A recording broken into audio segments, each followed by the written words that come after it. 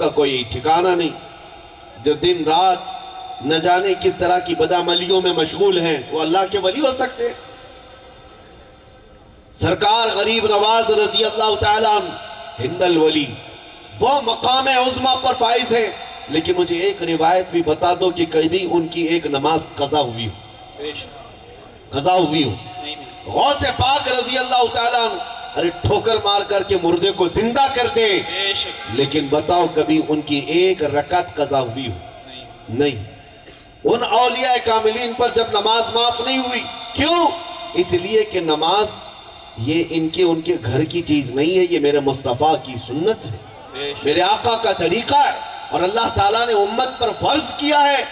نبی پاک صلی اللہ علیہ وسلم سے جو محبت کرتا ہے وہ حضور کی ہر ادا پر عمل بھی کرتا ہے، حضور کی ہر ادا پر عمل کرتا ہے، اور جو ولی بننے کا ناٹک کرے اور حضور کی شریعت کو چھوڑ دے وہ زندیق ہے۔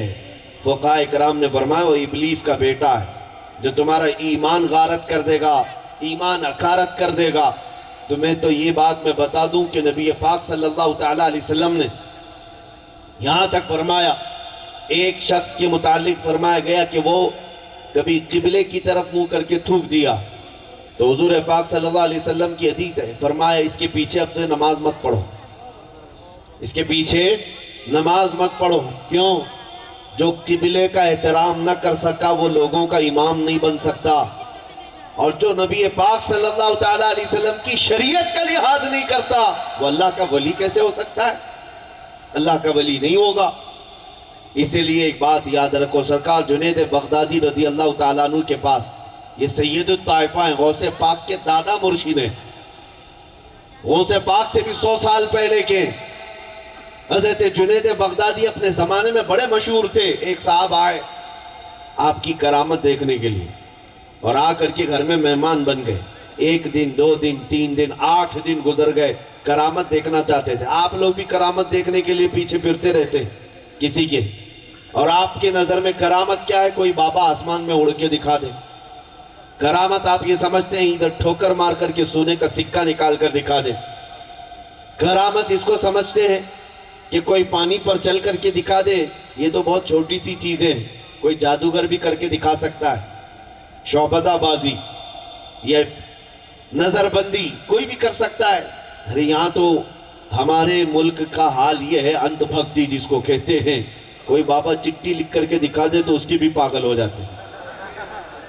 میں آپ سے کہتا ہوں چٹھی لکھ کر کے دکھانے والے تو ابھی چھوٹے ہیں، ابھی دجال بھی آنے والا ہے۔ دجال تو بارش برسا کے دکھائے گا، زمین سے سبزہ نکال کر دکھائے گا، تب تمہارا ایمان کیا ہوگا؟ مسلمانوں یاد رکھو، تمہیں اس طرح کے چمتکاروں پر ایمان لانے کے لیے نہیں کہا گیا ہے۔ تم سب دنیا کو ادھر ادھر ہوتے ہوئے دیکھ لو، اس کے باوجود جمے رہو اور یوں کہو میرا دین وہی ہے جو میرے مصطفیٰ کے قدموں سے ہے، میرا دین وہی ہے جو تاجدار مدینہ نے عطا کیا ہے، گنبد خضرا کی چھاؤں سے آتا ہے۔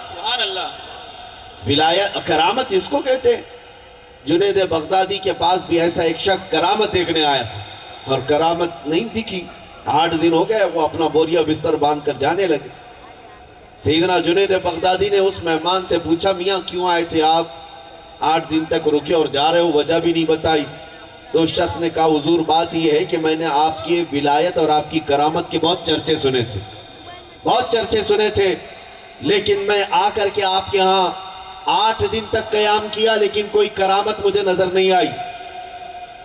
غوث پاک سیدنا جنید بغدادی سے وہ کہتا ہے صبح شام میں دیکھتا رہا لیکن مجھے کوئی کرامت نظر نہیں آئی۔ سنو سیدنا جنید بغدادی کیا کہتے ہیں، اچھا تمہیں کوئی کرامت نظر نہیں آئی، لیکن یہ بات بتاؤ کیا ان 8 دنوں میں کبھی تم نے مجھے نماز قضا کرتے دیکھا؟ اس نے کہا یہ بات تو میں نے نہیں دیکھا۔ پھر پوچھا کیا میرا کوئی عمل ایسا دیکھا جو رسول کریم صلی اللہ تعالیٰ علیہ وسلم کی سنت کے خلاف ہو؟ کبھی دیکھا؟ اس شخص نے کہا کہ میں نے آپ کی صبح شام ہر دن دیکھا ہے، آپ کا کوئی عمل حضور پاک کی سنت کے خلاف نہیں ہوتا۔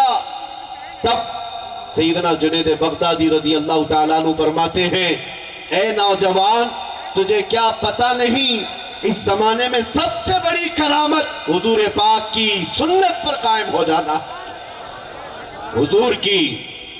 حضور اکرم صلی اللہ تعالیٰ علیہ وسلم کی سنت پر قائم رہنا، یہ سب سے بڑی کرامت ہے، یہ سب سے بڑی کرامت ہے۔ سبحان اللہ سبحان اللہ۔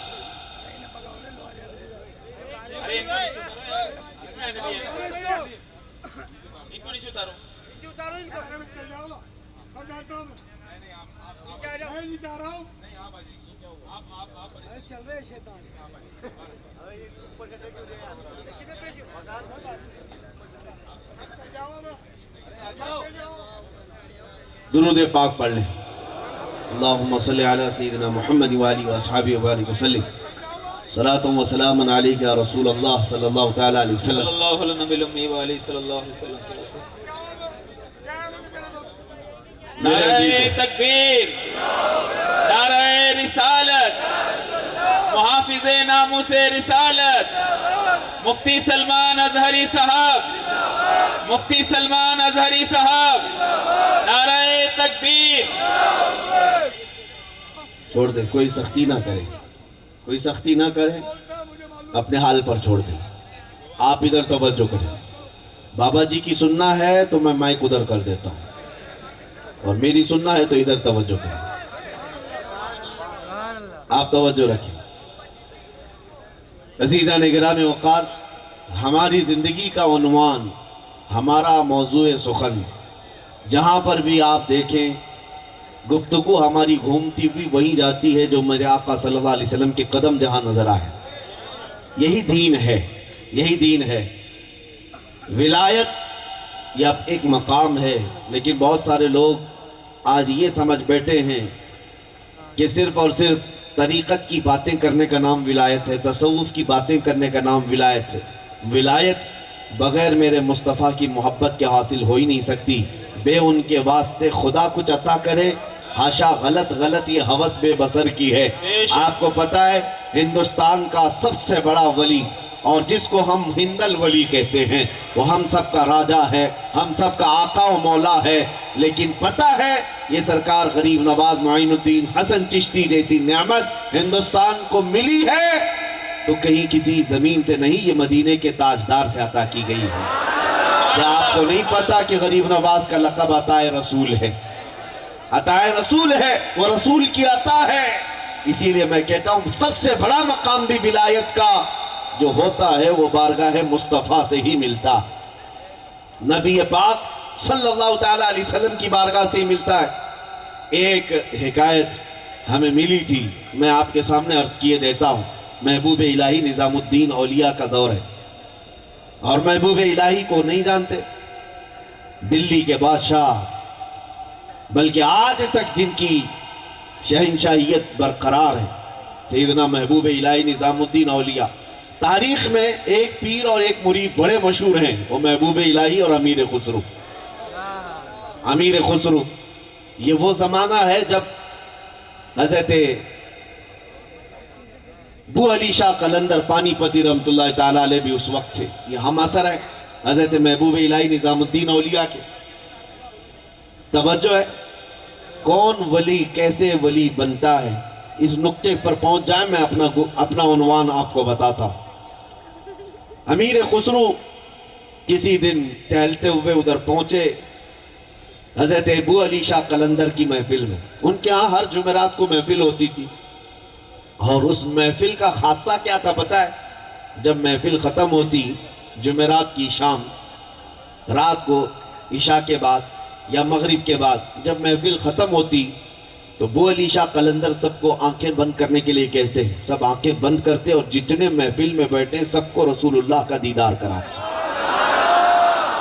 سب رسول کریم صلی اللہ تعالیٰ علیہ وسلم کی زیارت کرتے محفل میں۔ یہ وہ اولیاء کرام کی بات کر رہا ہوں۔ مجلس میں امیر خسرو بھی تھے۔